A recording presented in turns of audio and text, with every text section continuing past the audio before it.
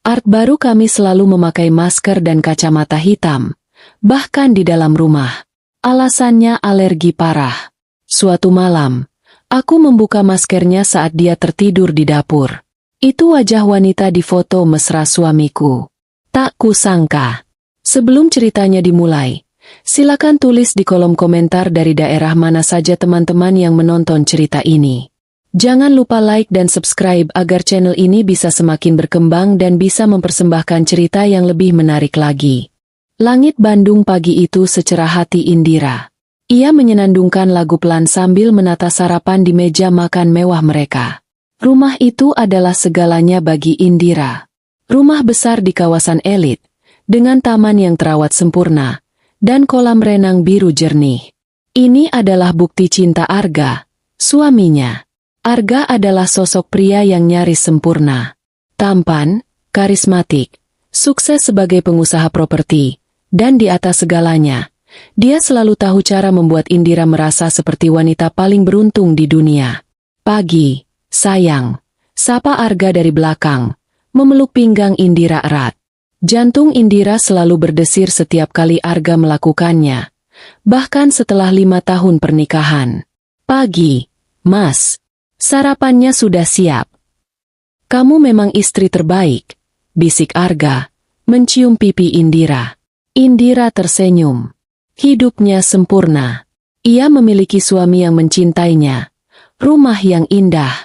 Apalagi yang kurang?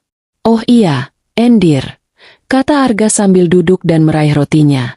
Mulai hari ini kita punya art baru. Yang kemarin kan minta berhenti mendadak. Indira mengangguk. Oh ya? Baguslah. Aku sedikit kewalahan mengurus rumah sebesar ini sendirian. Siapa namanya, Mas? Namanya Laila. Aku sudah wawancara dia kemarin pas kamu lagi arisan. Orangnya gesit, cekatan, tepi. Arga berhenti sejenak, seperti mencari kata yang tepat. Tapi apa? Dia punya kondisi khusus. Endir. Dia punya alergi debu yang sangat kronis. Parah sekali. Dokter bilang dia juga fotofobia. Sensitif sekali sama cahaya. Indira mengerutkan kening. Alergi debu? Separah apa? Separah itu, kata Arga. Jadi, aku harap kamu maklum. Dia harus selalu pakai masker N95 dan kacamata hitam. Selalu. Bahkan di dalam rumah. Dahi Indira berkerut semakin dalam. Di dalam rumah? Pakai kacamata hitam dan masker N95? Bahkan saat memasak atau bersih-bersih? Arga tertawa pelan. Tawa yang biasanya selalu menenangkan Indira. Sayang, aku tahu kedengarannya aneh. Tapi ini demi kesehatannya. Dia pekerja yang baik. Tapi kalau debu sedikit saja, dia bisa sesak napas hebat. Kasihan. Kan? Anggap saja itu bagian dari seragam kerjanya. Indira masih merasa janggal. Art pakai kacamata hitam di dalam ruangan, tapi Arga yang memilihnya. Arga selalu membuat keputusan terbaik. Indira mengusir keraguan itu jauh-jauh. Ya sudah, kalau memang itu syaratnya. Yang penting kerjaannya beres dan dia jujur. Pasti beres. Dia sudah datang dari tadi pagi sekali. Lagi beres-beres di area belakang, kata Arga sambil menghabiskan kopinya. Siang itu, Indira akhirnya bertemu Laila. Art baru itu sedang mengelap meja di ruang tamu. Dan benar saja, Laila mengenakan seragam art standar, tapi wajahnya tertutup sempurna. Masker N95 putih menutupi hidung dan mulutnya, sementara kacamata hitam besar membingkai matanya, menyembunyikan ekspresinya. Laila? Sapa Indira ramah. Sosok itu sedikit terlonjak kaget. Lalu berbalik. Iya, Bu. Suaranya teredam di balik masker. Datar dan nyaris tak terdengar. Selamat datang. Ya, saya Indira. Semoga betah kerja di sini. Terima kasih, Bu. Jawab Laila singkat. Ia tidak menatap Indira. Kepalanya sedikit menunduk. Indira mencoba tersenyum. Meski merasa sangat aneh. Kalau ada apa-apa, bilang saja. Kamar kamu di belakang. Sudah tahu, kan? Laila hanya mengangguk. Lalu, tanpa kata-kata lagi, dia berbalik dan melanjutkan pekerjaannya. Gerakannya efisien, nyaris seperti robot. Mengelap, menyapu, tanpa suara. Kejanggalan itu mulai terasa. Sore harinya, Indira melihat Laila sedang memasak makan malam. Uap panas dari panci mengepul. Tapi Laila tetap tak bergeming. Masker dan kacamata hitam itu masih terpasang erat di wajahnya. "Laila, kamu nggak kegerahan?" tanya Indira, tak bisa menahan diri. "Masak pakai masker dan kacamata apa nggak bahaya?" "Nggak," berembun kacamatanya. Laila berhenti mengaduk sejenak. "Tidak, Bu. Sudah biasa." "Kamu yakin? Dilepas saja dulu kalau lagi di dapur. Kan nggak banyak debu di sini." "Tidak bisa, Bu. Maaf, saya harus pakai ini. Perintah Pak Arga juga," katanya. Suaranya tetap datar. Indira terdiam. "Perintah Pak Arga? Kenapa Arga sampai segitunya?" Malam itu di kamar tidur, Indira menyampaikan kegelisahannya. "Mas, aku kok merasa aneh ya sama Laila." Arga yang sedang membaca tabletnya menoleh. "Aneh kenapa lagi, sayang? Kerjaannya nggak beres." "Beres, sih. Bersih sekali malah. Tapi itu, loh, masker sama kacamatanya. Masa-masa aja nggak dilepas. Aku jadi ngeri sendiri lihatnya. Kayak ada orang asing yang nggak mau kita kenali di rumah kita sendiri." Arga meletakkan tabletnya. Ia menangkup wajah Indira dengan kedua tangannya. Tatapannya lembut. Tapi ada sesuatu yang tak bisa dibaca Indira di sana. "Indira, sayangku," katanya lembut. "Kamu itu terlalu banyak nonton film thriller. Dia itu cuma Art yang punya kondisi kesehatan langka. Fotofobia dan alergi kronis. Dia pakai itu untuk melindungi dirinya sendiri. Tapi masa separah itu, Mas? Di dalam rumah. Justru di dalam rumah banyak debu mikro. Sayang. Dari sofa, karpet. Dia sudah jelaskan ke aku. Dan dia sangat bersyukur kita mau terima dia kerja dengan kondisinya. Di tempat lain dia selalu ditolak." Penjelasan Arga terdengar sangat logis. Sangat mulia. Arga menolong orang yang kesulitan. Hati Indira sedikit melunak. Mungkin dia memang berlebihan. "Kamu jangan curigaan gitu." "Ah," lanjut Arga sambil tertawa ringan. "Kamu pikir dia itu penjahat yang lagi menyamar? Ada-ada saja." Indira ikut tertawa. Merasa bodoh. Ia juga. "Ya, mana mungkin." "Sudah, jangan dipikirkan. Yang penting rumah bersih. Kamu jadi nggak capek," kata Arga sambil mematikan lampu tidur. "Sekarang tidur." Arga memeluk Indira dari belakang. Tubuhnya hangat dan menenangkan. Indira mencoba memejamkan mata, mencoba mengusir bayangan sosok bermasker dan berkacamata hitam yang kini tinggal satu atap dengannya. Tapi jauh di lubuk hatinya, rasa janggal itu tidak hilang. Rasa aneh itu menusuk pelan. Indira merasa, sejak Laila datang, rumah yang sempurna itu terasa sedikit lebih dingin. Seolah ada sepasang mata yang terus mengamatinya dari balik kacamata hitam pekat itu. Ia tidak tahu bahwa ini adalah awal dari mimpi buruk terbesarnya. Beberapa hari berlalu. Indira mencoba membiasakan diri dengan kehadiran Laila yang seperti bayangan. Sosok misterius itu bekerja tanpa celah. Rumah selalu bersih mengilap. Masakan selalu tersaji tepat waktu. Tapi interaksi mereka tetap nol. Laila hanya bicara jika ditanya. Jawaban selalu singkat.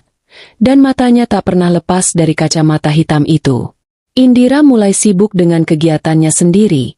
Mencoba mengabaikan keanehan itu. Ia meyakinkan dirinya sendiri bahwa Arga benar. Dia hanya terlalu paranoid. Sampai suatu sore, Arga sedang mandi. Mereka berencana makan malam di luar merayakan sesuatu. Indira bahkan lupa apa yang dirayakan. Arga hanya bilang ini, malam spesial. Indira sedang merias wajahnya di meja rias ketika ponsel Arga di atas nakas bergetar hebat. berkali-kali. "Mas, ponselmu bunyi terus," teriak Indira dari balik pintu kamar mandi. "Biarin aja, sayang. Paling dari kantor," balas Arga di antara suara gemericik air shower. Getaran itu tak berhenti. DRRTT, DRRTT, DRRTT. Indira melirik ponsel itu. Biasanya dia tidak pernah lancang membuka ponsel suaminya. Mereka punya prinsip saling percaya. Tapi getaran itu terasa sangat mendesak. "Siapa tahu penting, Mas," gumam Indira pada dirinya sendiri. "Mungkin ada keadaan darurat di proyek Arga." Tangannya terulur. Ia membuka kunci ponsel Arga, kombinasi yang ia tahu, tanggal pernikahan mereka. Tidak ada notifikasi pesan yang aneh di layar depan. Hanya panggilan tak terjawab dari nomor tak dikenal. Indira baru saja akan meletakkan ponsel itu kembali, ketika jarinya tak sengaja menyentuh ikon galeri foto. Terbuka. Indira tersenyum melihat foto-foto liburan mereka di Bali. Foto pernikahan mereka. Foto Arga yang sedang tertawa. Suaminya memang fotogenik. Ia menggulir ke bawah, melihat-lihat kenangan mereka. Lalu matanya berhenti pada satu folder yang terlihat berbeda. Folder itu tidak ada gambarnya, hanya ikon kunci kecil di sudutnya. Namanya, Proyek. Dahi Indira berkerut. Proyek. Kenapa folder foto diberi nama Proyek? Dan kenapa dikunci? Rasa penasaran yang gatal mulai menjalar di hatinya. Ini aneh. Arga tidak pernah menyembunyikan apapun darinya. Tangannya bergerak, menekan folder itu. Ponsel meminta kata sandi.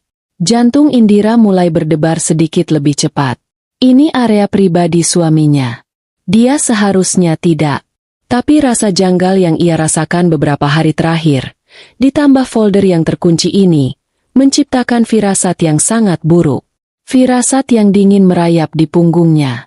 Dia harus tahu. Dia mencoba tanggal pernikahan mereka. Kata sandi salah. Dia mencoba tanggal lahirnya. Kata sandi salah.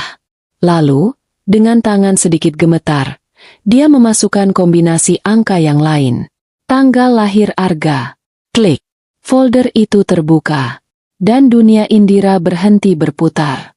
Itu bukan foto-foto cetak biru bangunan atau lokasi konstruksi.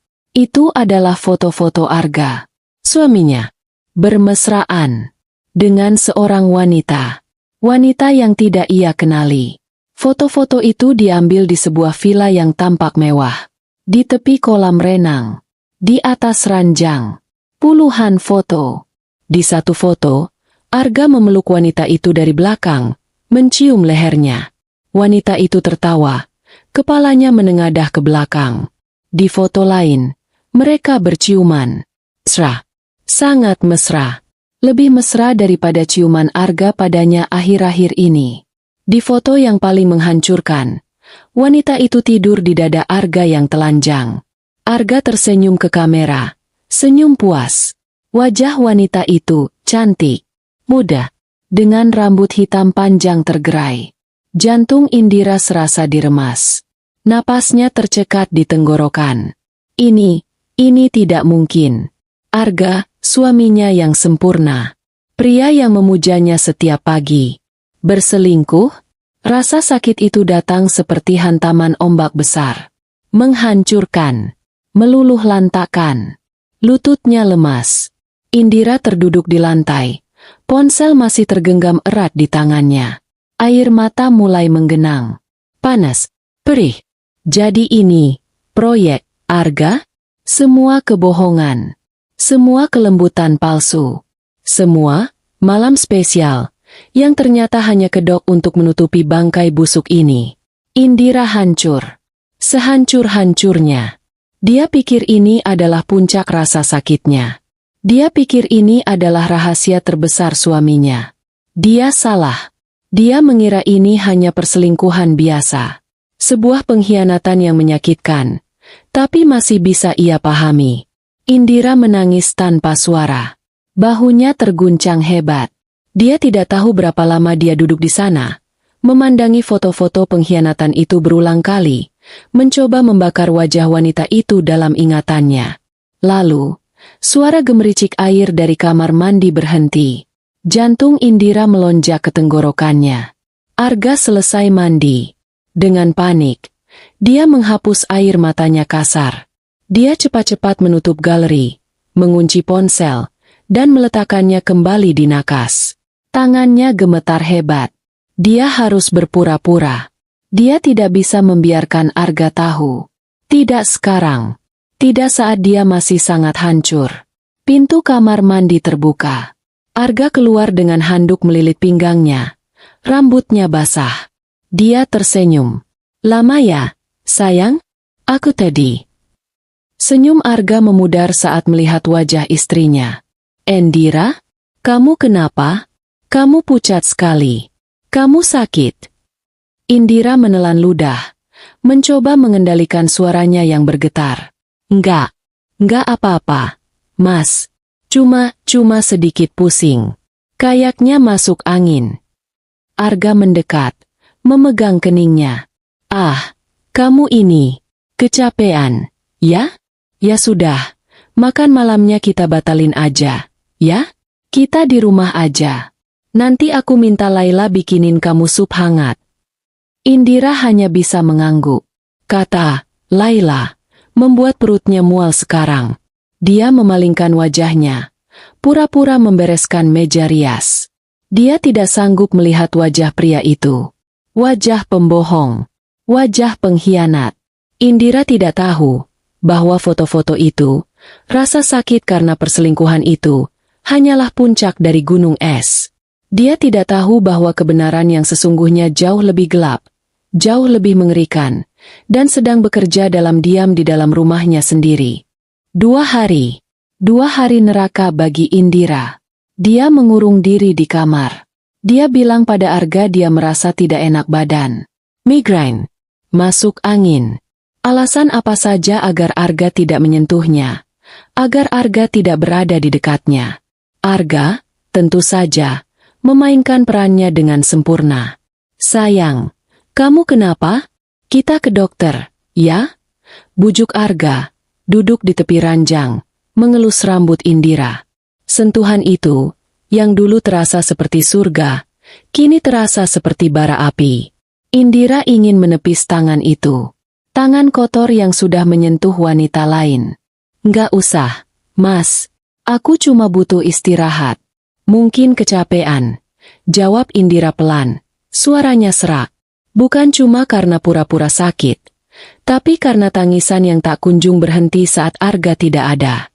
Matanya bengkak, hatinya remuk redam. Setiap sudut rumah terasa salah. Setiap suara membuatnya terlonjak. Terutama suara langkah kaki Laila. Sosok art misterius itu kini terasa 1000 kali lebih menakutkan. Indira tidak bisa melihat Laila tanpa membayangkan foto-foto itu. Siapa wanita di foto itu? Dan apa hubungannya dengan Laila yang selalu bersembunyi di balik masker? Mungkinkah Laila adalah mata-mata wanita itu? Suruhan si pelakor? Pikiran Indira kacau balau. Dia curiga pada semua orang. Arga bersikap seperti biasa. Pagi hari dia pamit kerja, mencium kening Indira yang pura-pura terlelap. Malam hari dia pulang, membawa cerita soal rapat yang sukses. Soal proyek yang lancar. Pembohong. Indira hanya bisa mengangguk, tersenyum palsu, menahan rasa mual yang mendesak di tenggorokannya. Dia hidup dalam sandiwara. Hari kedua, malam harinya, Indira tidak bisa tidur. Sudah jam 2 pagi. Arga tidur pulas di sebelahnya. Dengkuran halusnya terdengar teratur. Indira memandangi wajah tampan suaminya dalam temaram lampu tidur. Dulu, wajah itu adalah kedamaiannya. Kini, wajah itu adalah sumber mimpi buruknya. Perutnya perih. Dia belum makan apa-apa sejak siang. Tenggorokannya kering. Dia butuh air. Pelan sekali, seperti pencuri di rumahnya sendiri, Indira menyingkap selimut. Dia turun dari ranjang, memastikan tidak ada suara derit sedikit pun.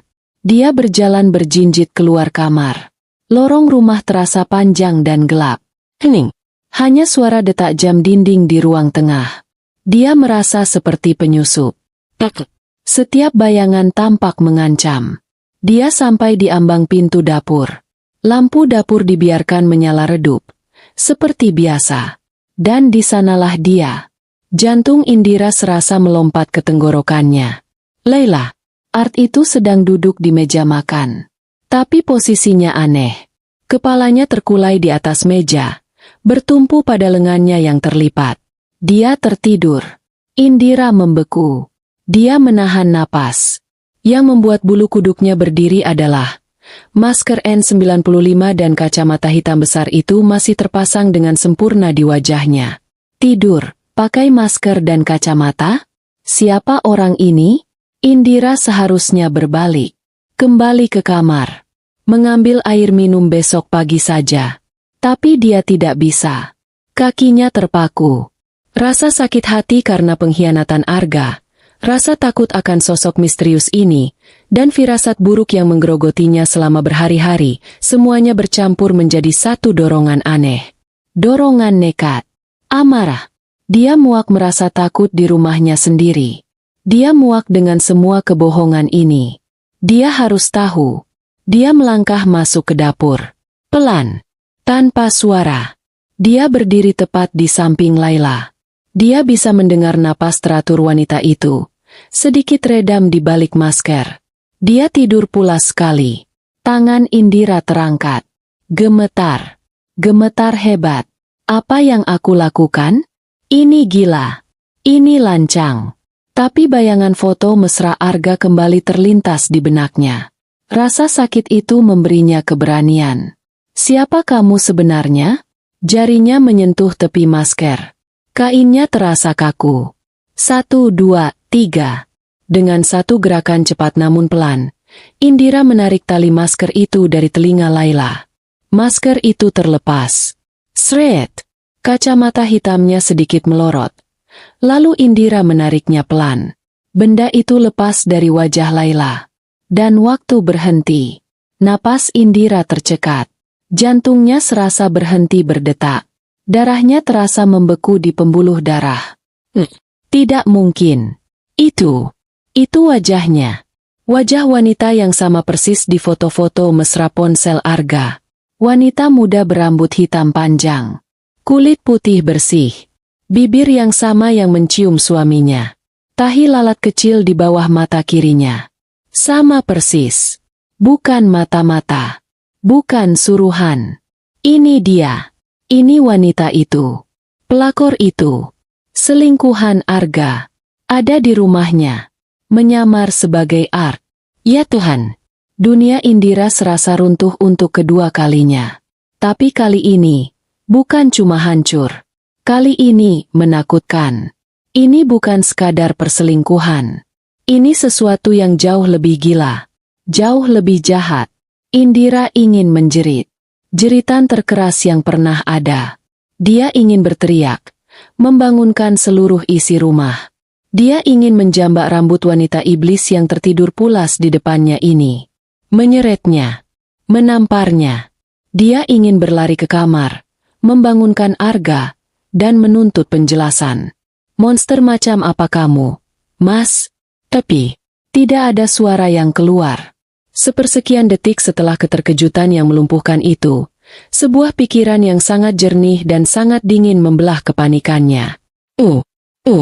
Otaknya yang biasanya dipenuhi cinta dan kepolosan, kini bekerja dengan kecepatan yang mengerikan. Kenapa? Pertanyaan itu menggema lebih keras daripada keinginannya untuk berteriak. Kenapa Arga melakukan ini? Laki-laki yang berselingkuh, pikir Indira, akan menyembunyikan selingkuhannya rapat-rapat. Di apartemen lain, di kota lain, mereka tidak akan membawanya pulang. Arga malah membawanya masuk, memberinya seragam, memberinya akses ke setiap sudut rumah, ke dapur, ke kamar tidur mereka. Kenapa repot-repot menyamar? Kenapa Laila harus memakai masker dan kacamata? Kenapa harus ada cerita konyol soal alergi debu dan fotofobia? Ini bukan untuk menyembunyikan perselingkuhan dari Indira. Ini Ini untuk menyembunyikan identitas Laila dari Indira. Agar Indira tidak sadar siapa yang sebenarnya tinggal bersamanya. Rasa sakit hati di dada Indira yang tadinya membara, tiba-tiba padam. Berganti dengan sesuatu yang lain. Rasa takut. Rasa takut yang dingin merayap dari tulang punggungnya. Wanita ini. Si pelakor. Si Laila palsu ini. Dia yang memasak makanan Indira. Dia yang membuatkan minuman untuk Indira. Dia yang membersihkan kamar Indira. Dia punya akses penuh pada kehidupan Indira. Ya Tuhan. Indira tiba-tiba teringat. 2 hari ini dia depresi. Tapi sebelumnya beberapa minggu terakhir, dia sering merasa pusing. Lemas. Dia pikir itu hanya kelelahan biasa. Bagaimana jika itu bukan kelelahan? Ini bukan lagi soal cinta yang dikhianati. Ini soal nyawa. Pikiran itu menghantam Indira seperti tamparan keras. Amarahnya lenyap. Kesedihannya menguap. Yang tersisa adalah insting. Insting untuk bertahan hidup. Dia tidak boleh ketahuan. Jika mereka tahu dia tahu, jika Arga dan wanita ini sadar penyamaran mereka terbongkar, apa yang akan mereka lakukan padanya? Mereka sudah sejauh ini. Mereka tidak akan segan-segan. Indira menatap wajah Laila yang tertidur. Wajah cantik yang menyimpan rahasia mematikan. Tangan Indira masih gemetar. Tapi bukan karena syok lagi. Ini gemetar karena tekad. Dia harus mengembalikan semuanya seperti semula. Dengan hati-hati. Lebih hati-hati daripada saat dia melepasnya. Indira mengambil kacamata hitam itu. Dia memasangkannya kembali ke wajah Laila. Pelan. Lalu dia mengambil masker N95 itu. Dia menyangkutkan talinya ke telinga kanan Laila. Lalu ke telinga kiri. Dia memastikan masker itu terpasang rapat, menutupi hidung dan mulut wanita itu dengan sempurna. Seolah tidak ada yang pernah terjadi. Jantung Indira berdebar begitu kencang. Rasanya seperti genderang perang di dalam dadanya. Dia mundur. 1 langkah. 2 langkah. Dia tidak mengambil air minum. Dia tidak butuh lagi. Dia berbalik dan berjalan keluar dari dapur. Langkahnya masih berjinjit, tapi kini ada tujuan di setiap langkahnya. Dia kembali ke lorong gelap. Dia masuk ke kamar tidurnya. Arga masih tertidur pulas. Si pengkhianat. Si monster berwajah malaikat. Indira menutup pintu kamar pelan. Klik. Dia bersandar di pintu. Memejamkan mata sejenak, mengatur napasnya yang terengah-engah. Dia berhasil. Mereka tidak tahu. Dia berjalan ke cermin besar di ruang ganti. Dia menatap bayangannya sendiri. Wajahnya pucat. Matanya masih bengkak sisa tangisan 2 hari ini. Dia terlihat rapuh. Dia terlihat seperti korban. Tapi air mata itu sudah kering. Di dalam mata Indira, sesuatu telah berubah. Wanita naif yang hidupnya sempurna, yang memuja suaminya tanpa syarat. Wanita itu telah mati di dapur tadi. Yang menatap balik dari cermin adalah seorang wanita asing. Seorang wanita dengan tatapan dingin dan penuh perhitungan. Dia tidak akan konfrontasi. Dia tidak akan lari. Jika mereka bisa bermain sandiwara, dia juga bisa. Dia akan menjadi Indira yang sama. Istri yang naif. Istri yang bodoh. Istri yang tidak tahu apa-apa. Dia akan tersenyum pada Arga besok pagi. Dia akan bersikap biasa pada Laila. Dia akan berpura-pura. Tapi di balik kepura-puraan itu, dia akan mengawasi. Dia akan mencari tahu. Dia akan mencari tahu apa sebenarnya rencana mereka. Dan dia akan menghancurkan mereka. Indira, sang istri yang patah hati, telah lenyap. Yang lahir malam itu adalah Indira, sang penyintas. Permainan telah dimulai. Pagi datang.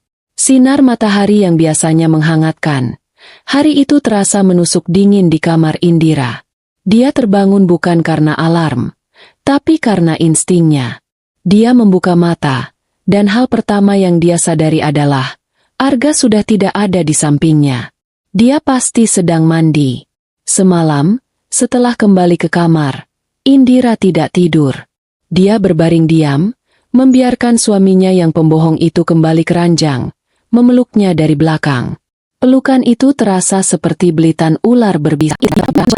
Segar, wangi, tersenyum. Pagi, sayang. Sapanya riang. Sudah baikan. Indira memejamkan mata sejenak, mengumpulkan seluruh sisa kekuatannya. Dia lalu membuka mata, dan memasang senyum paling rapuh yang bisa ia ciptakan. Pagi, Mas. Iya, sudah mendingan. Cuma masih agak pusing sedikit, katanya. Suaranya dibuat sedikit serak. Arga mendekat, duduk di tepi ranjang. Dia membelai pipi Indira.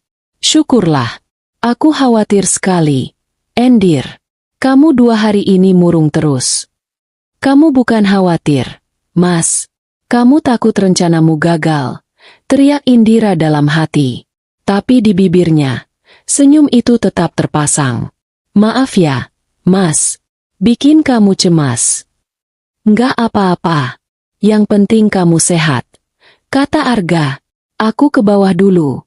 Lihat sarapan. Kamu istirahat saja. Nanti aku minta Laila antar sarapan ke kamar. Ya? Sama, jus kesehatan buatan dia. Katanya bagus buat stamina. Jantung Indira serasa dicengkeram. Jus kesehatan. Minuman yang beberapa minggu ini sering membuatnya pusing dan lemas. Minuman yang dia kira hanya vitamin biasa. Ya Tuhan, mereka sudah memulainya. Indira harus mengendalikan raut wajahnya agar tidak menunjukkan teror. Dia tidak boleh panik. Dia mengangguk lemah. Iya, Mas. Boleh. Bagus. Aku tinggal, ya. Arga mencium keningnya. Ciuman itu terasa seperti cap stempel kematian. Setelah Arga pergi, Indira terduduk. Napasnya memburu. Dia harus minum jus itu? Dia tidak bisa.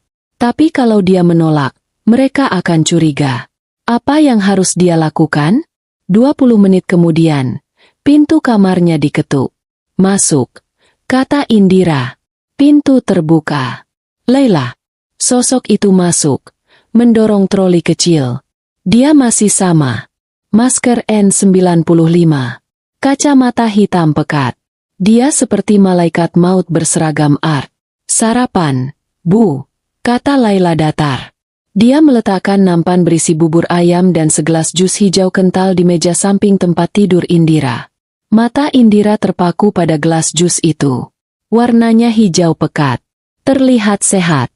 Tapi bagi Indira, itu adalah racun. Terima kasih, Laila. Kata Indira. Suaranya bergetar. Laila tidak langsung pergi. Dia berdiri di sana. Diam. Mengamati. Seolah menunggu. Menunggu Indira meminumnya. Mereka ingin memastikan aku meminumnya. Rasa dingin menjalar. Ini adalah ujian pertamanya. Kamu boleh pergi, Laila, kata Indira. Mencoba terdengar normal. Laila mengangguk sedikit. Lalu berbalik dan berjalan keluar kamar. Menutup pintu. Indira sendirian. Dia menatap gelas itu. Tangannya gemetar. Dia harus bagaimana? Dia mengambil gelas itu. Dia mencium baunya. Bau sayuran dan jahe. Tidak ada yang aneh. Dia tidak bisa membuangnya. Laila atau Arga bisa saja mengecek tempat sampah. Dia juga tidak mungkin menyiramkannya ke toilet. Laila mungkin akan langsung membersihkan kamar mandinya nanti. Dia harus meminumnya? Dia tidak akan mati konyol. Tapi dia harus pura-pura meminumnya. Indira melihat ke sekeliling kamar. Matanya tertuju pada pot tanaman hias besar di sudut kamar. Sebuah ide gila terlintas.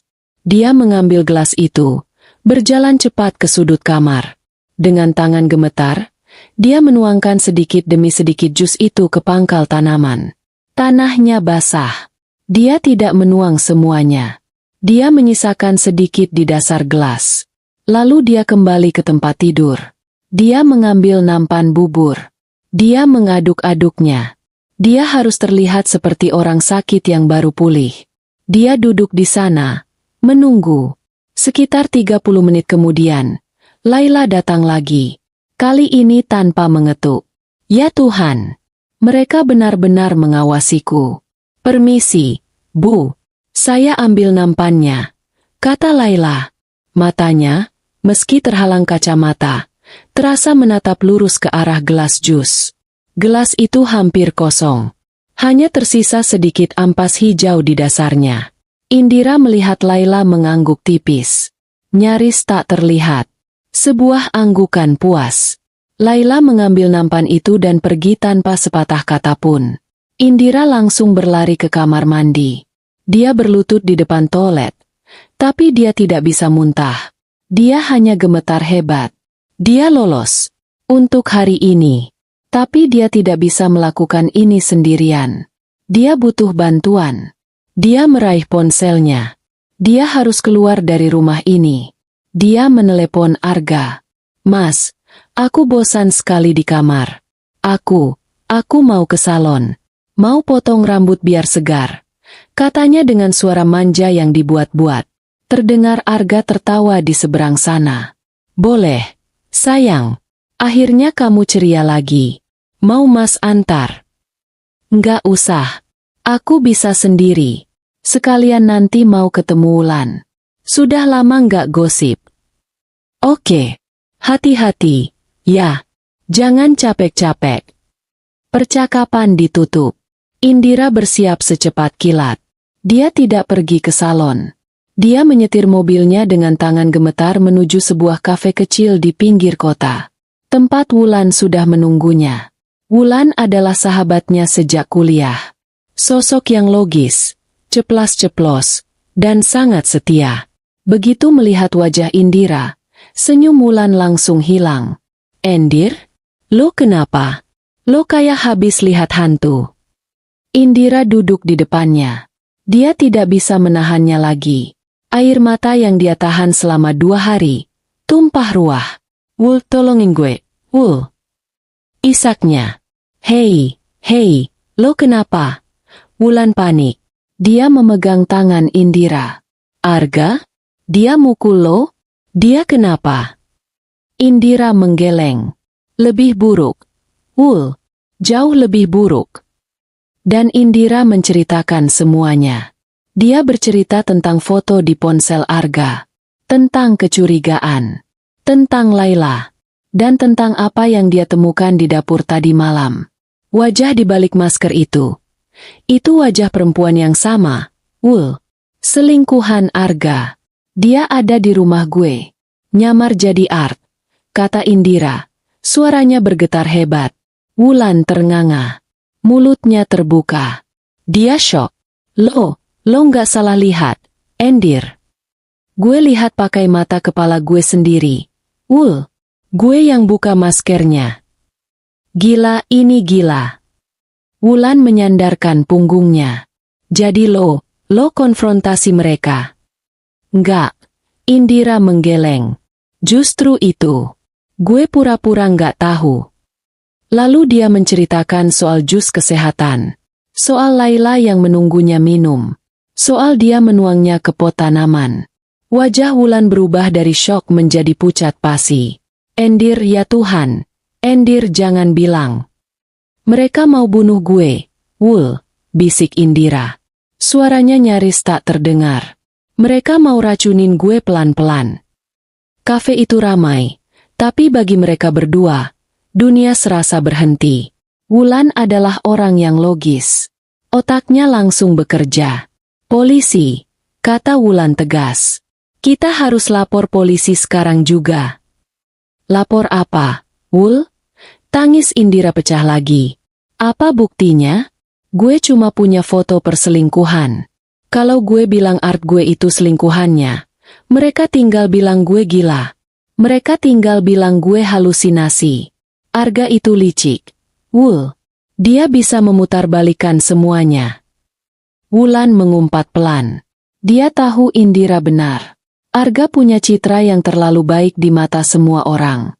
Dan jus itu. Lanjut Indira. Kalaupun ada racunnya, gimana gue bisa buktikan? Mereka bisa aja bilang itu jus basi. Mereka akan bilang gue stres karena cemburu. Wulan mengusap wajahnya kasar. Sialan. Lo bener. Kita nggak bisa gegabah. Gue takut. Wul. Gue harus gimana? Wulan tiba-tiba menatap Indira tajam. Oke. Dengerin gue. Lo nggak sendirian. Kalau kita nggak bisa pakai jalur resmi, kita pakai jalur lain. Jalur lain. Gue kenal seseorang, kata Wulan. Dia bukan polisi. Dia penyelidik swasta. Namanya Reza. Penyelidik swasta? Kayak di film. Jangan bercanda, Endir. Dia serius. Dia yang bantu sepupu gue waktu suaminya bawa kabur aset perusahaan. Reza bisa cari bukti yang gak bisa ditemuin polisi. Dia bisa melacak segalanya. Rekening bank, catatan kriminal, apapun. Wulan meraih ponselnya. Dia mahal. Sangat mahal. Tapi dia yang terbaik. Gue nggak peduli soal uang, kata Indira cepat. Gue punya tabungan pribadi. Pakai itu. Hubungi dia. Wul. Sekarang juga. Wulan mengangguk tegas. Oke. Gue hubungi dia. Tapi lo harus janji satu hal sama gue. Endir. Apa? Lo harus tetap berakting. Lo harus jadi istri paling naif. Paling bodoh yang pernah ada. Jangan sampai mereka curiga. Sedikit aja lo lengah. Nyawa lo taruhannya. Ngerti? Indira menelan ludah. Dia menatap mata sahabatnya. Rasa takut itu masih ada. Tapi kini ada secercah harapan. Dia mengangguk. Gue ngerti. Mulai sekarang, kata Wulan sambil mengetik nomor di ponselnya. Ini perang. Dan kita akan menang. Reza mulai bekerja pada hari itu juga. Dia tidak seperti penyelidik di film-film yang memakai topi fedora dan jas hujan. Reza adalah hantu. Dia bekerja lewat data, lewat jaringan, lewat bayang-bayang. Wulan menjadi satu-satunya perantara. Indira tidak boleh, dalam kondisi apapun, bertemu atau berbicara langsung dengan Reza. Rumah Indira telah berubah menjadi panggung sandiwara terbesar. Indira memainkan perannya dengan cemerlang. Dia, yang seumur hidupnya tidak pernah bisa berbohong, kini menjadi aktris pemenang piala Oscar. Dia tersenyum saat Arga memujinya. Kamu makin cantik aja, sayang, kayaknya udah sehat beneran. Dia tertawa saat Arga menceritakan lelucon garing di meja makan. Dan yang paling mengerikan dia, meminum jus kesehatan itu setiap pagi. Tapi sekarang dia punya siasat. Setelah kejadian pot tanaman, dia tahu dia tidak bisa terus-menerus membuangnya di tempat yang sama. Dia mulai pura-pura membawa jus itu ke kamar mandi, sambil siap-siap, dan menyiramkannya ke kloset. Lalu dia akan menyemprotkan pengharum ruangan banyak-banyak untuk menyamarkan baunya. Kadang, dia akan, tidak sengaja, menumpahkannya di lantai saat Laila tidak melihat. Ya ampun, Laila, maaf, ibu ceroboh sekali. Serunya dengan nada kesal yang dibuat-buat. Laila, dari balik kacamata dan maskernya, hanya akan berkata datar. Tidak apa-apa, Bu. Biar saya bersihkan. Tapi Indira bisa merasakan ketidaksabaran dari wanita itu. Dia bisa merasakan frustrasi Arga yang tertahan. Karena Indira tidak kunjung sakit parah. Kamu kok kayaknya lemas lagi, Endir? Tanya Arga suatu malam. Nadanya pura-pura cemas. Iya, nih, Mas. Pusingnya datang lagi. Tapi nggak apa-apa. Kok? Mungkin cuma kurang tidur. Indira memberi mereka harapan palsu. Dia mengeluh pusing, mual, lemas. Dia memberi mereka apa yang ingin mereka dengar. Dia membiarkan mereka berpikir bahwa racun itu bekerja, meski sangat lambat. Dia harus mengulur waktu. Waktu untuk Reza. Seminggu kemudian, Wulan mengajaknya bertemu lagi di tempat yang berbeda. Sebuah taman kota yang ramai. Mereka duduk di bangku, berpura-pura mengobrol santai seperti dua sahabat. Gimana? Bisik Indira. Tangannya mencengkeram botol air mineral. Wulan tidak tersenyum. Dia mengeluarkan sebuah amplop coklat dari tasnya. Reza dapat sesuatu. Endir. Dan lo nggak akan suka ini. Kasih tahu gue, desak Indira. Pertama, soal si kriminal. Jantung Indira mencelos. Kriminal. Penipuan. Pemalsuan. Kelas 3, sih. Tipu-tipu investasi bodong skala kecil. Palsuin tanda tangan cek. Dia jago nyamar. Ganti-ganti identitas. Reza bilang dia itu ular. Licin. Indira memejamkan mata. Jadi benar. Dia berhadapan dengan penipu profesional. Tapi itu belum yang terburuk. Endir. Lanjut Wulan.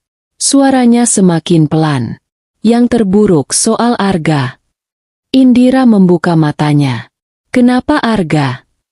Wulan mengeluarkan selembar kertas dari amplop.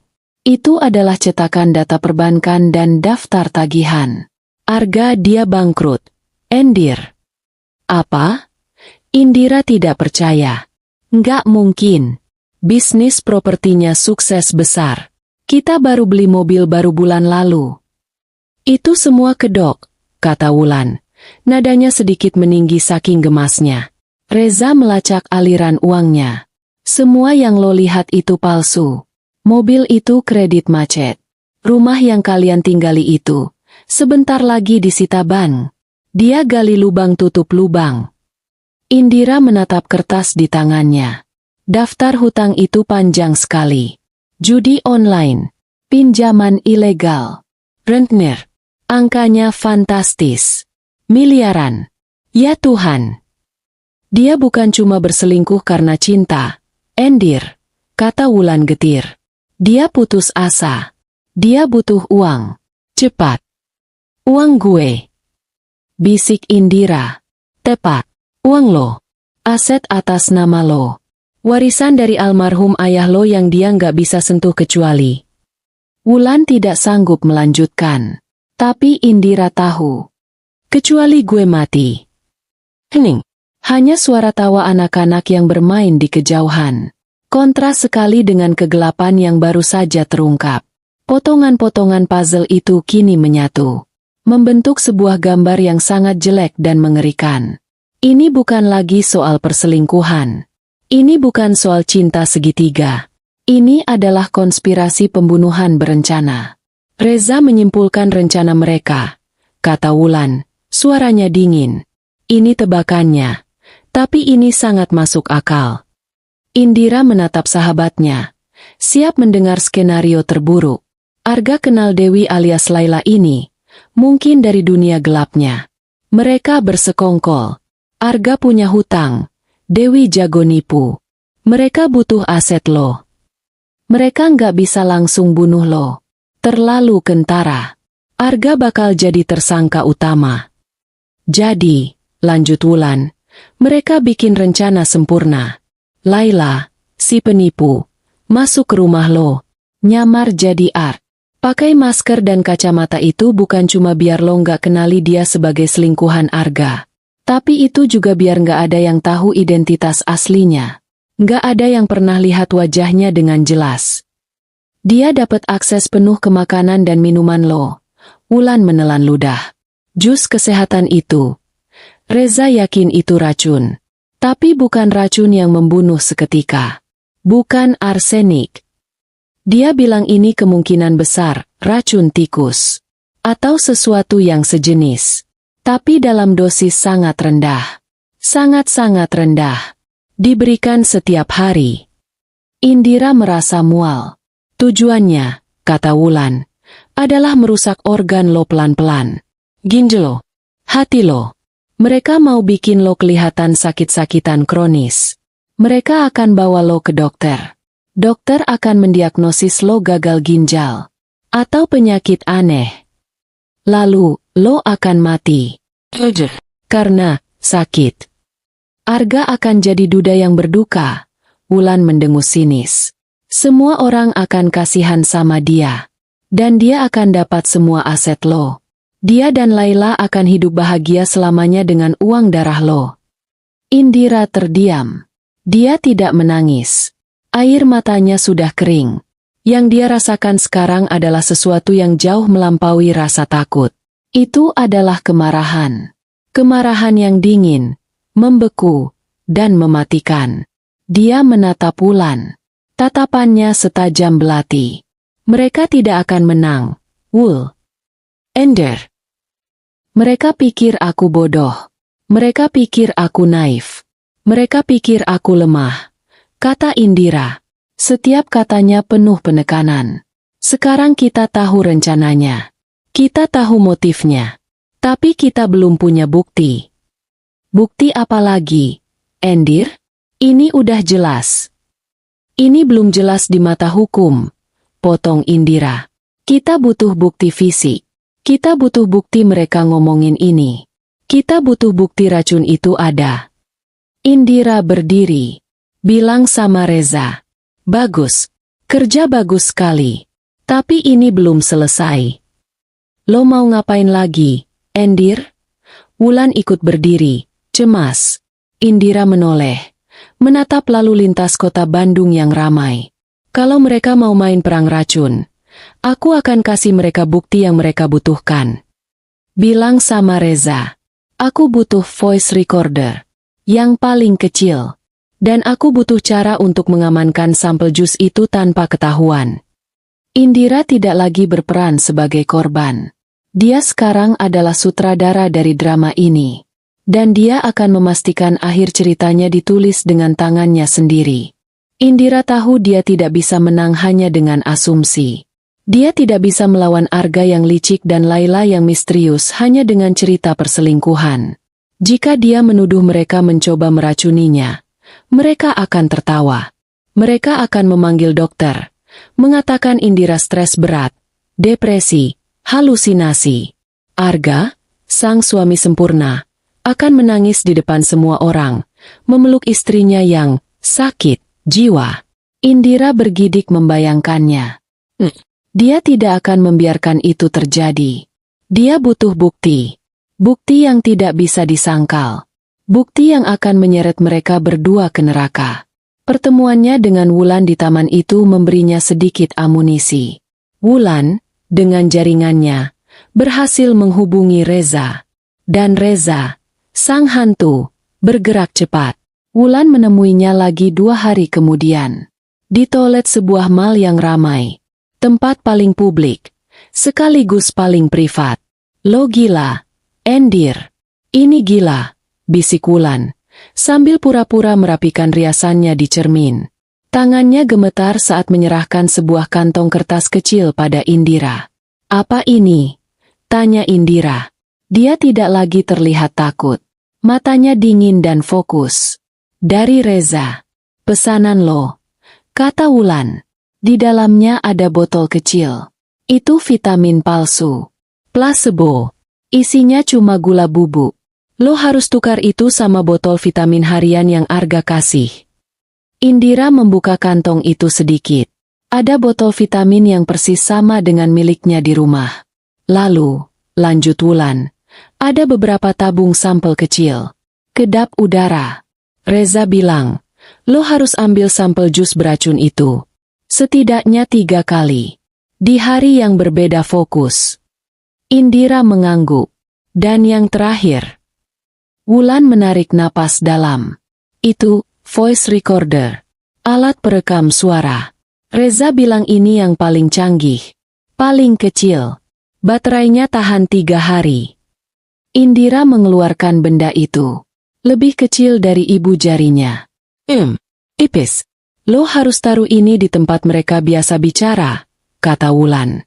Lo yakin mereka sering ketemu di ruang kerja Arga? Yakin, desis Indira. Setiap sore, jam 4, setelah Arga pulang, dan dia pikir aku lagi, istirahat, pusing. Aku dengar suara mereka dari kamar. Mereka pikir aku tidur. Ya Tuhan, Endir. Wulan memegang lengan Indira. Lo bisa lakuin ini? Ini bahaya banget. Kalau lo ketahuan. Gue lebih takut kalau gue nggak lakuin ini. Wul, potong Indira. Gue nggak akan mati konyol di tangan mereka. Indira memasukkan kantong kertas itu ke dalam tasnya. Bilang sama Reza, "Terima kasih. Gue akan hubungi lo kalau buktinya sudah dapat." Indira keluar dari toilet. Langkahnya mantap. Dia bukan lagi Indira si istri penurut. Dia adalah pemburu. Misi pertama, menukar vitamin. Ini bagian yang paling sulit. Botol vitamin itu selalu ada di meja nakas samping tempat tidur Arga. Arga sendiri yang mengambilkannya untuk Indira setiap malam sebelum tidur. "Nih, sayang, vitamin cintaku. Diminum ya, biar cepat sehat," katanya setiap malam. Suara itu kini membuat perut Indira mual. Dia harus menunggu kesempatan. Kesempatan itu datang keesokan paginya. Arga sedang di kamar mandi. Lama. Dia bilang perutnya sedikit bermasalah. Jantung Indira berdebar. Ini saatnya. Dia mendengar suara shower dinyalakan. Indira melompat dari ranjang. Dia berlari kecil ke meja nakas Arga. Tangannya gemetar hebat. Dia mengambil botol vitamin asli. Dia merogoh tasnya, mengeluarkan botol plasebo. Persis sama. Labelnya, ukurannya, warnanya. Reza memang hebat. Dia membuka tutup botol asli. Klik. Suaranya keras sekali di kamar yang hening. Indira membeku. Dia menatap pintu kamar mandi. Suara air masih terdengar. Dia cepat-cepat menuang isinya ke dalam kantong plastik, lalu memasukkan pil-pil plasebo ke botol asli. Tutupnya, dia harus menutupnya kembali. Klik. Dia berhasil. Dia meletakkan botol plasebo itu kembali ke tempatnya. Botol asli berisi racun kini ada di tangannya. Tiba-tiba, suara air di kamar mandi berhenti. Jantung Indira serasa copot. Arga akan keluar. Dia tidak punya waktu untuk menyimpan botol asli itu ke dalam tasnya. Dia panik. Dia melihat sekeliling. Matanya tertuju pada laci pakaian kotor. Dengan gerakan kilat, dia berlari ke laci itu, membukanya, dan melemparkan botol vitamin beracun itu ke tumpukan pakaian kotornya. Bruk! Pintu kamar mandi terbuka. Arga keluar, melilitkan handuk di pinggangnya. "Loh, sayang, kok udah bangun? Kirain masih tidur." Indira bersandar di laci, tangannya di belakang, napasnya terengah-engah. Dia harus berpikir cepat. "Iya, Mas. Aku mau ambil baju kotor. Mau aku taruh di keranjang cuci." Dia pura-pura meraih beberapa bajunya dari laci, menutupi botol tadi. Arga mengerutkan kening. "Nggak usah. Biar Laila. Kamu kan masih lemas. Istirahat aja." "Nggak apa-apa, Mas. Bosan tiduran terus," kata Indira. Senyumnya dipaksakan. Dia berjalan melewati Arga, membawa setumpuk baju kotor, dan botol racun yang tersembunyi di dalamnya, ke kamar mandi. Dia mengunci pintu. Dia bersandar di pintu, lututnya lemas. Dia hampir saja ketahuan. Dia menyembunyikan botol itu di dasar keranjang cucian di kamar mandi. Aman. Untuk sementara. Misi kedua, sampel jus. Ini lebih mudah. Laila selalu mengantarkan jus itu ke kamarnya saat dia istirahat, sore. "Jusnya, Bu," kata Laila datar, meletakkannya di meja. "Terima kasih, Laila. Tolong nanti sekalian rapikan majalah di ruang tamu ya. Berantakan sekali," perintah Indira. "Baik, Bu." Laila pergi. Begitu pintu tertutup, Indira mengeluarkan tabung sampel kecil dari balik bantalnya. Dia menuang sedikit jus hijau pekat itu ke dalam tabung. Menutupnya rapat. Dia menyembunyikannya di tempat yang tidak akan pernah terpikirkan oleh Arga atau Laila, di dalam kotak pembalut di lemari kamar mandi.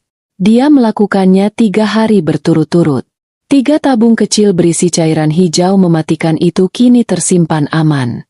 Misi terakhir, alat perekam suara. Ini adalah puncaknya. Ini adalah pertaruhan terbesarnya.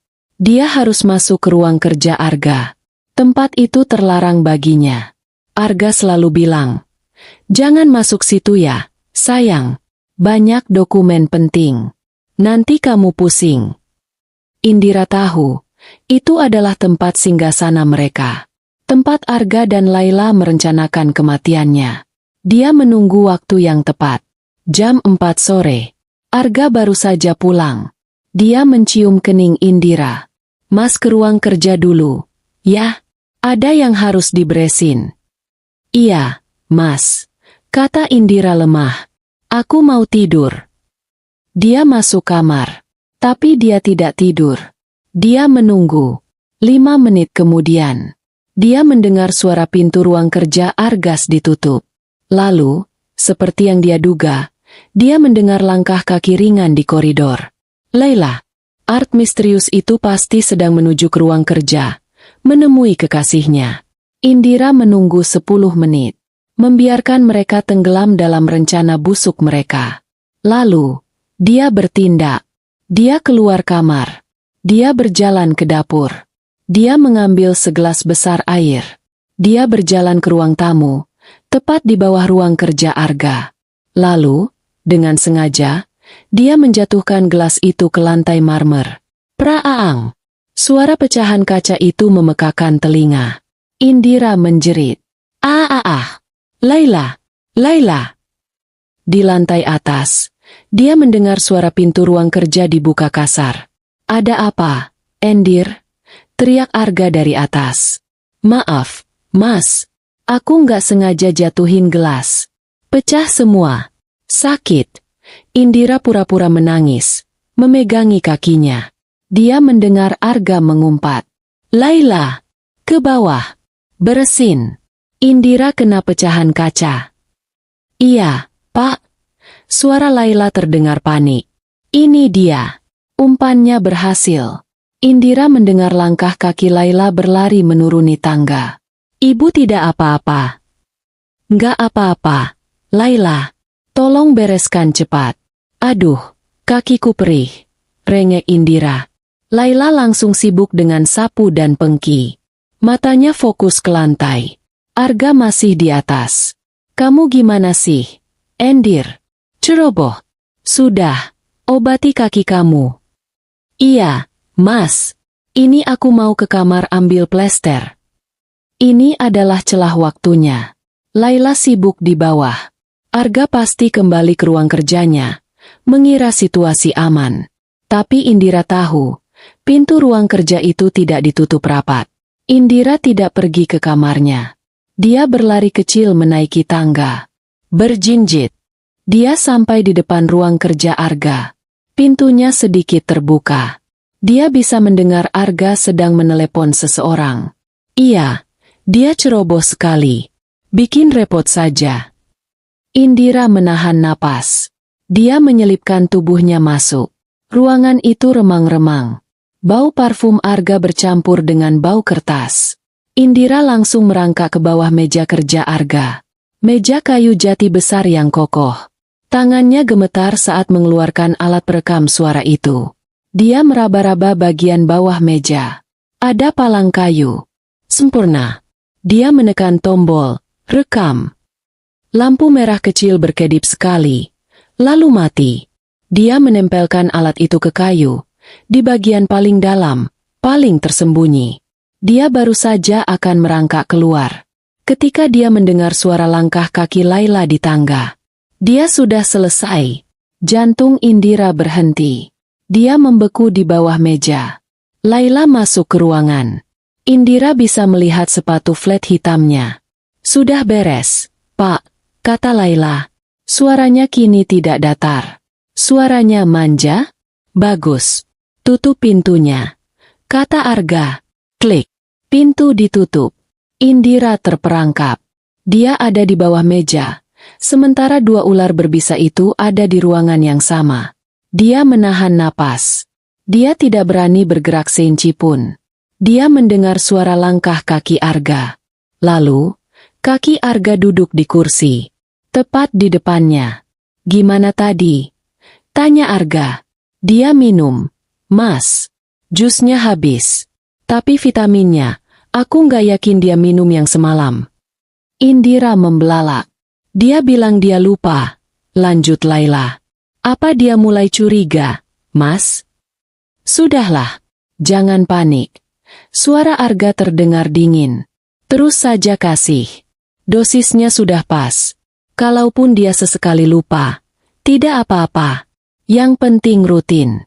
Dalam 2 bulan ini, ginjalnya pasti kena. Indira menutup mulutnya. Air mata panas mengalir. Dia mendengarnya. Dia mendengarnya langsung. Aku nggak sabar nunggu dia mati. Mas, bisik Laila. Sabar, sayang, kata Arga. Setelah dia mati, semua warisannya jadi milik kita. Kita bisa bayar semua hutangku dan pergi dari negara ini. Indira menggigit bibirnya begitu keras hingga berdarah. Dia harus keluar. Dia menunggu. 5 menit yang terasa seperti selamanya. Ya sudah, kamu kembali ke dapur. Pura-pura siapkan makan malam, kata Arga. Nanti malam, Mas. Suara Laila merayu. Nanti malam. Setelah si bodoh itu tidur. Pintu terbuka. Laila keluar. Arga masih di sana. Menelepon lagi. Indira tahu dia tidak bisa menunggu. Dia harus bergerak sekarang. Saat Arga sedang fokus bicara di telepon, membelakanginya, Indira merangkak keluar dari bawah meja. Pelan sekali. Seperti bayangan. Dia berhasil. Dia sampai di pintu. Dia membukanya sedikit. Dia lolos. Dia kembali ke kamarnya. Mengunci pintu. Tubuhnya luruh ke lantai. Dia gemetar hebat. Dia berhasil. Dia tidak hanya berhasil menanam alat perekam itu. Dia sudah mendapatkan rekamannya. Indira tidak bisa tidur malam itu. Dia berbaring di samping Arga. Di samping monster yang baru saja dia dengar merencanakan kematiannya. Arga tidur pulas. Napasnya teratur. Indira memejamkan mata. Tapi otaknya berputar. Suara Arga dan Laila terngiang-ngiang. Aku nggak sabar nunggu dia mati, Mas. Setelah si bodoh itu tidur. Si bodoh itu. Dia bukan bodoh. Dia sedang menunggu. Dia harus mengambil alat perekam itu. Rekaman yang dia dengar tadi, itu emas. Itu adalah paku di peti mati mereka. Tapi bagaimana? Dia tidak bisa masuk ke ruang kerja itu lagi. Dia harus menunggu. 2 hari. 2 hari terpanjang dalam hidupnya. Dia terus memainkan perannya. Dia minum plasebonya di depan Arga. Dia, tidak sengaja, menumpahkan jusnya lagi. Dia harus terlihat sakit, tapi tidak terlalu sakit. Dia harus terlihat naif, tapi tidak terlalu bodoh. Dia mengamati pola. Arga selalu meninggalkan ruang kerjanya jam 7 malam tepat untuk makan malam. Laila akan sibuk di dapur. Itu adalah celah waktunya. Hari kedua. Jam 7 malam kurang 5 menit. Mas, aku kok mual banget. Ya, kata Indira, memegangi perutnya. Aku kayaknya mau muntah. Arga, yang sedang bersiap-siap menutup laptopnya di ruang kerja, menoleh. Kamu hamil? Pertanyaan itu menusuk Indira. Dulu, itu adalah impian mereka. Nggak tahu, Mas. Aku ke kamar mandi dulu. Indira berlari. Tapi bukan ke kamar mandi di kamarnya. Dia berlari ke kamar mandi tamu, yang letaknya melewati ruang kerja Arga. Laila, teriak Arga. Tolong bantu ibu. Dia mual. Arga keluar dari ruang kerjanya. Dia bergegas ke kamar mandi tamu, tempat Indira pura-pura muntah. Laila berlari dari dapur. Kamu nggak apa-apa, sayang? Arga menggosok punggungnya. Ruang kerjanya kosong. Pintunya terbuka. Aku butuh teh hangat. Laila, cepat. Perintah Indira. Dan kamu, Mas, tolong ambilkan minyak kayu putih di kamar kita. Cepat, Mas. Aku pusing. Kedua algojonya itu panik.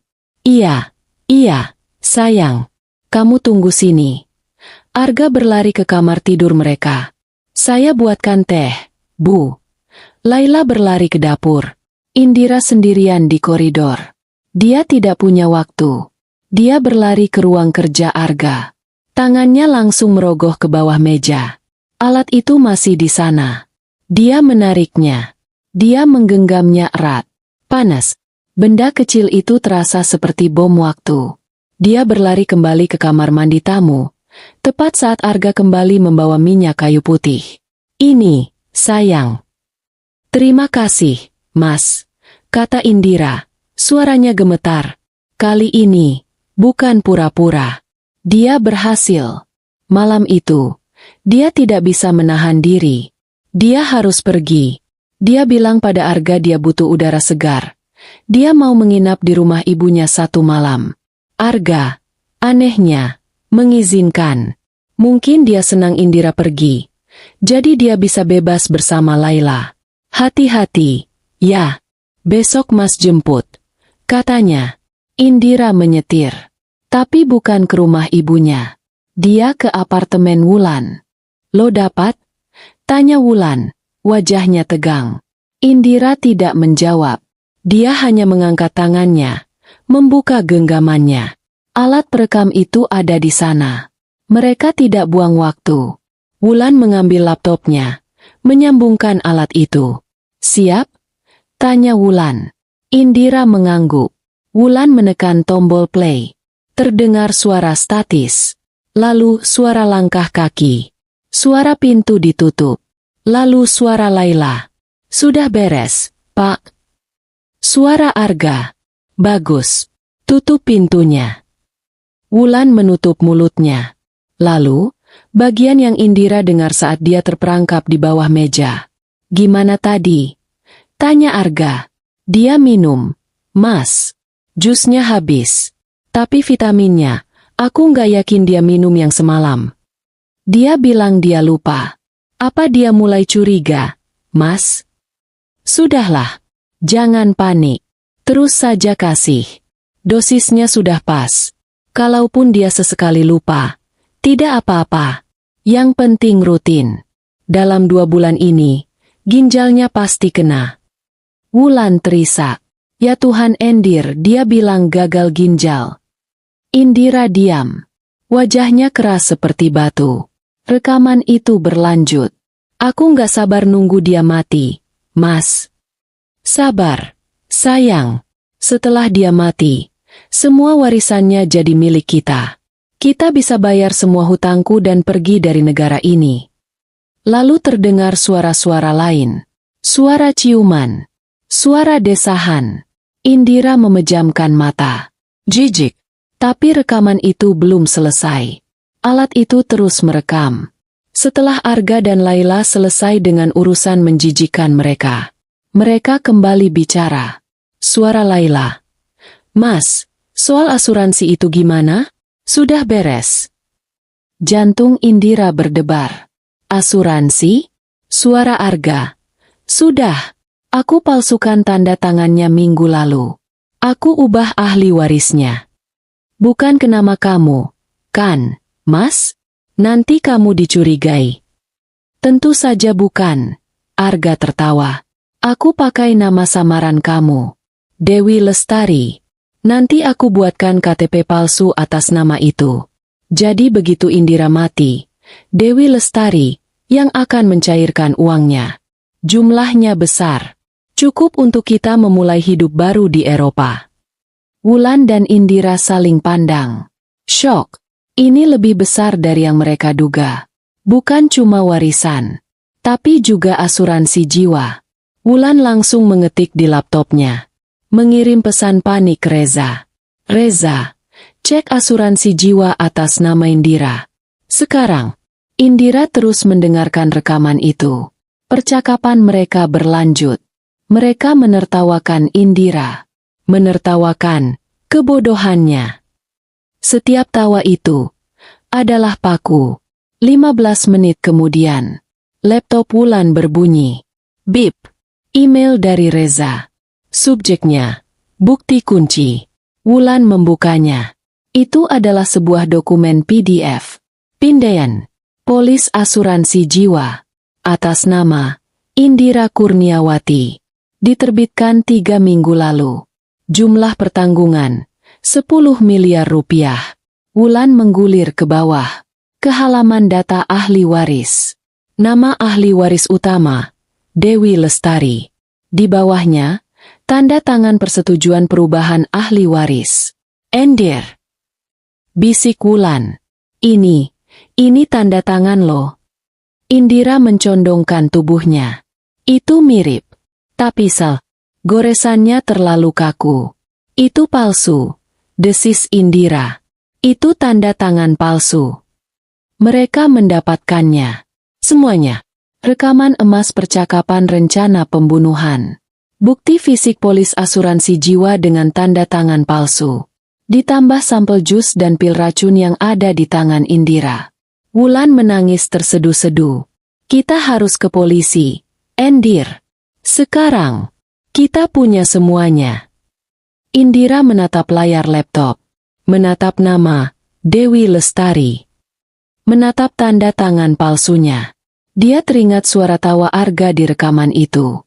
Si bodoh itu. Polisi? Ya, tentu. Tapi tidak sekarang. Indira meraih ponselnya. Dia tidak menelepon polisi. Dia menelepon Arga. Arga langsung mengangkat. Sayang, kamu sudah sampai rumah ibu. Indira tersenyum. Senyum yang dingin sekali. Senyum yang tidak sampai ke matanya. Iya, Mas. Mas. Dia mengubah suaranya menjadi manja. Aku kangen. Oh, ya. Iya. Besok Mas jemput. Ya. Kita makan malam spesial. Yuk. Berdua aja. Aku mau masak spesial buat Mas. Tentu. Sayang. Apa sih yang gak buat kamu? Indira menutup telepon. Wulan menatapnya ngeri. Endir? Lo mau ngapain? Lo nggak gila, kan? Lo mau kembali ke rumah itu. Indira menyimpan rekaman itu ke dalam flash drive. Dia mengantonginya. Aku nggak gila, Wul, katanya. Aku mau kasih mereka makan malam terakhir. Dia sudah punya buktinya. Sekarang, dia ingin melihat wajah mereka saat tahu bahwa si bodoh ini tahu segalanya. Malam itu, rumah mereka terasa berbeda. Indira bersikeras dia yang akan memasak. Dia menyuruh Laila untuk fokus membersihkan ruang tamu. Ibu sudah sehat? Tanya Laila. Suaranya seperti biasa, datar di balik maskernya. Tapi Indira bisa menangkap sedikit getaran aneh. Getaran curiga. Sudah. Sehat sekali, jawab Indira, sambil tersenyum lebar. Senyum yang membuat Laila sedikit merinding. Ini kan malam spesial. Aku mau masak makanan favorit Mas Arga. Endang, kamu tolong tata meja makan yang cantik. Ya, pakai lilin. Pakai lilin, Bu? Iya, yang romantis, kata Indira. Arga pulang jam 7. Dia masuk rumah dan terkejut. Aroma rendang yang kaya memenuhi udara. Meja makan tertata indah dengan taplak terbaik, piring mahal, dan 2 tangkai mawar merah di vas kristal. Dan di tengah meja, sebuah speaker Bluetooth kecil berwarna hitam. Selamat datang, Mas. Sapa Indira. Arga terpesona. Indira istrinya, terlihat sangat cantik malam itu. Dia memakai gaun merah marun yang memeluk tubuhnya. Rambutnya ditata rapi. Riasannya sempurna.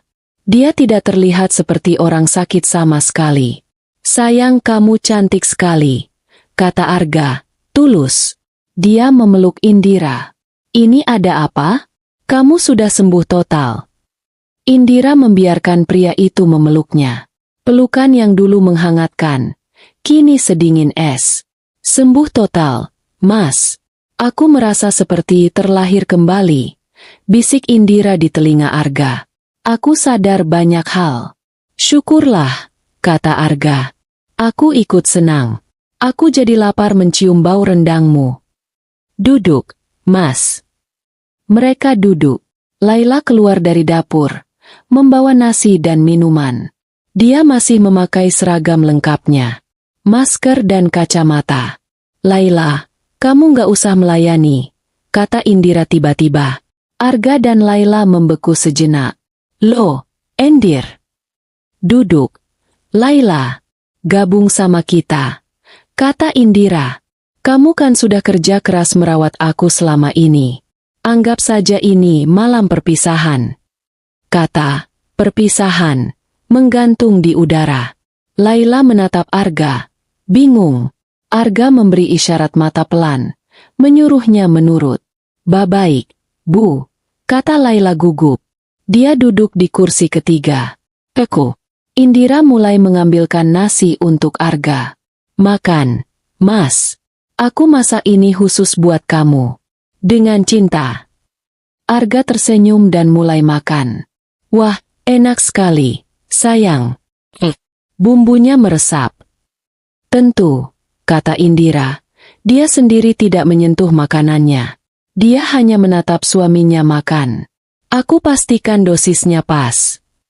Arga berhenti mengunyah. Dosis? Iya, dosis bumbunya. Indira tersenyum manis. Oh iya, Laila, alergi debumu gimana? Sudah mendingan? Pertanyaan itu datang tiba-tiba. Laila terbatuk kecil di balik maskernya. Sudah, Bu, mendingan. Oh ya? Baguslah, lanjut Indira. Nadanya masih santai. Karena aneh. Ya, alergi debu kronis. Fotofobia. Tapi tidurnya pula sekali di meja dapur. Nyenyak sekali. Laila langsung menegakkan punggungnya. Arga meletakkan sendoknya. Sampai maskernya. Indira sengaja menggantung kalimatnya. Melorot. Mata Laila di balik kacamata hitam itu membelalak. Dia tidak bisa menyembunyikan keterkejutannya.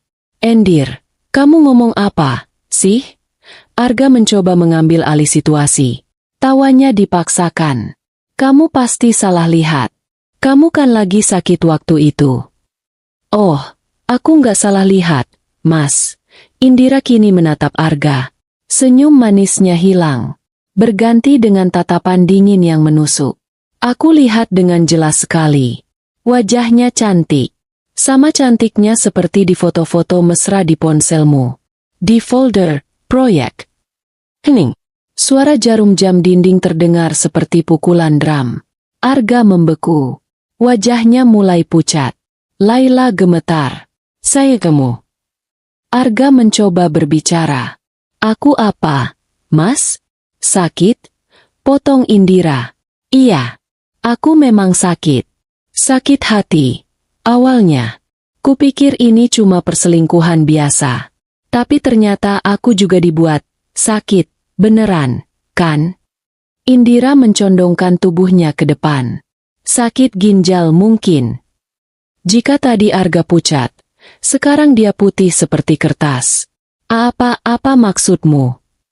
Atau mungkin, lanjut Indira, suaranya kini seperti desisan ular. Sakit karena tanda tanganku dipalsukan. Arga tersentak. Dia berdiri dari kursinya. Indira, hentikan. Kamu ini ngelantur. Kamu stres berat. Stres? Indira tertawa. Tawa yang kering dan menakutkan. Aku stres memikirkan polis asuransi jiwa itu. Mas, 10 miliar rupiah. Jumlah yang besar, ya? Cukup untuk bayar hutang judi online MU. Cukup, teriak Arga. Dia tidak lagi pura-pura. Wajahnya panik. Ahli warisnya. Indira melanjutkan, seolah tidak mendengar teriakan Arga. Bukan kamu, Mas. Kamu pintar. Kamu pakai nama siapa tadi? Ah, iya. Indira menoleh ke Laila, yang kini gemetar hebat di kursinya. Dewi Lestari. Iya, kan Dewi. Itu adalah paku terakhir. Laila terlonjak kaget namanya disebut. Dia mencengkeram tepi meja. Arga tahu, permainannya berakhir. Tapi dia masih mencoba satu kartu terakhir. Kartu andalannya. Gaslighting. Ya Tuhan, sayang. Arga tertawa histeris yang dipaksakan. Dia berjalan memutari meja, mencoba memegang Indira. Kamu benar-benar sakit. Kamu halusinasi. Dewi Lestari siapa?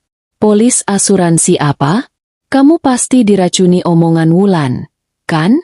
Dia nggak pernah suka sama aku. Dia mencoba meraih bahu Indira. Kita ke dokter. Ya. Sekarang. Kamu butuh bantuan profesional. Sayang. Indira menatap tangan Arga yang terulur. Lalu dia menatap wajah suaminya. Wajah yang dulu dia puja, kini terlihat begitu menjijikan. Dia tidak menepis tangan itu. Dia hanya tersenyum. Senyum yang paling dingin, paling penuh kemenangan. Nggak perlu dokter, Mas, katanya lembut. Aku punya rekaman kesehatan yang jauh lebih bagus.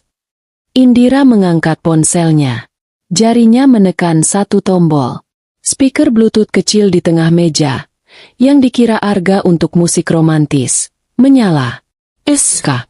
Terdengar suara statis sejenak. Lalu suara Arga. Jernih. Jelas. Gimana tadi? Lalu suara Laila. Manja.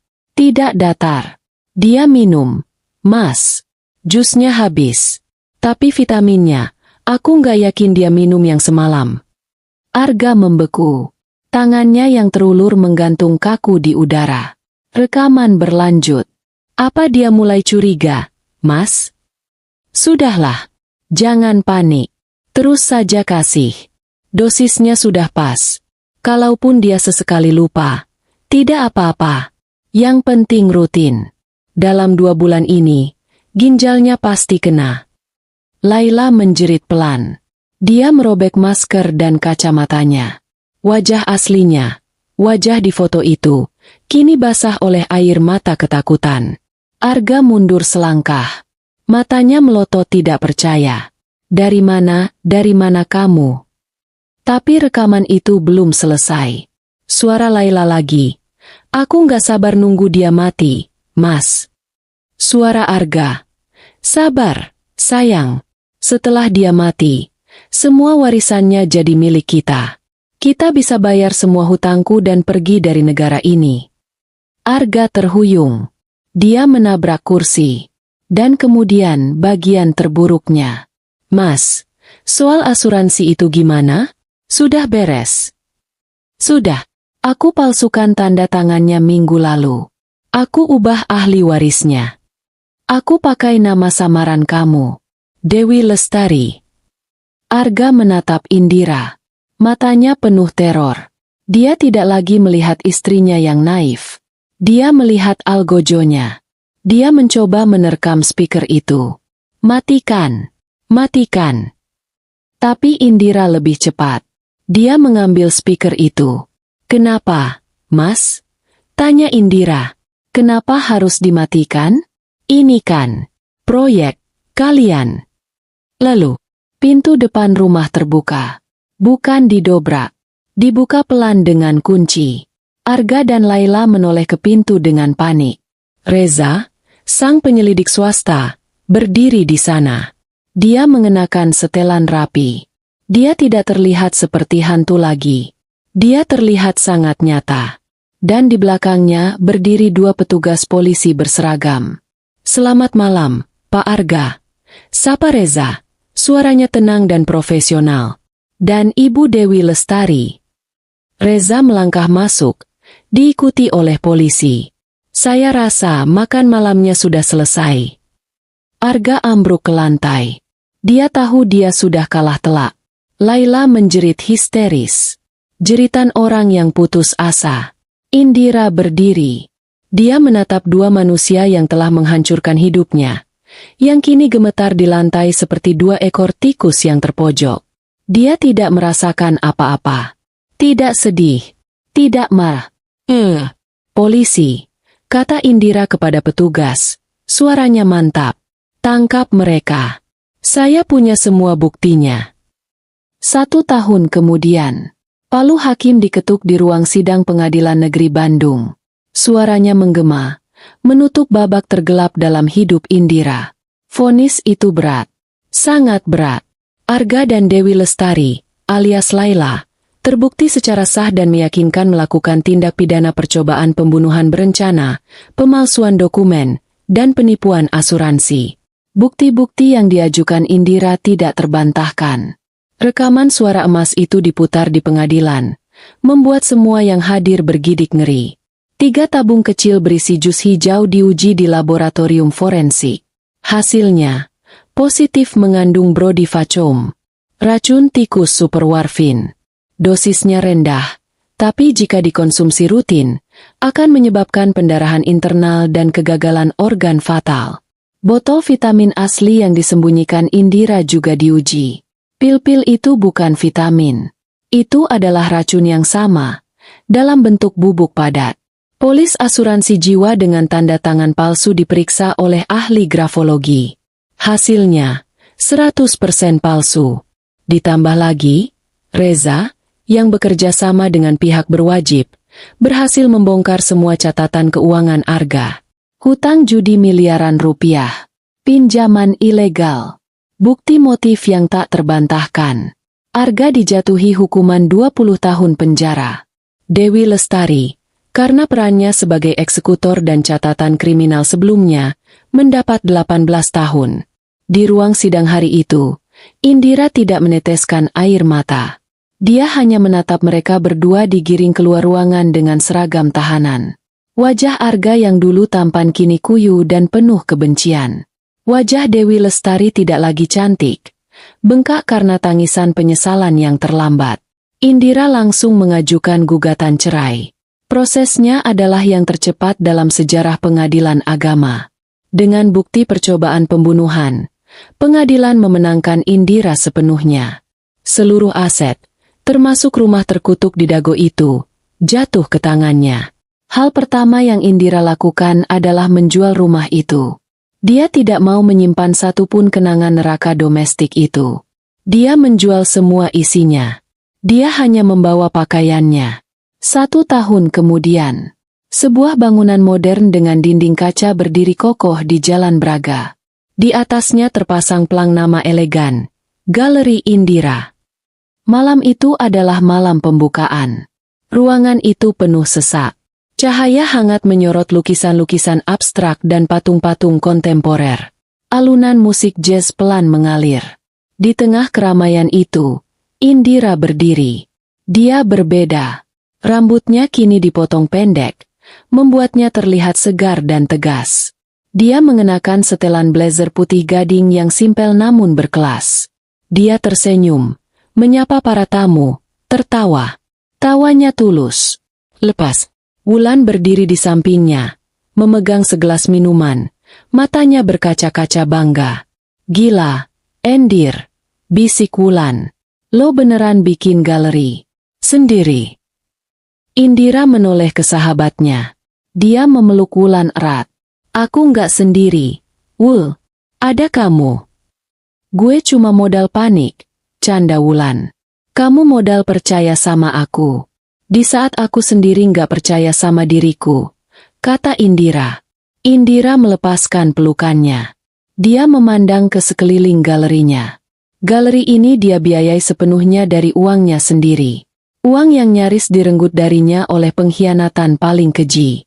Dia teringat dirinya yang dulu. Wanita naif yang dunianya hanya berputar pada suami. Wanita rapuh yang menangis 2 hari penuh karena foto perselingkuhan. Wanita itu sudah lama mati. Dia telah berjalan melewati api, dan dia tidak terbakar. Dia ditempa menjadi baja. Dia tidak lagi takut pada bayangan. Dia tidak lagi percaya pada kesempurnaan palsu.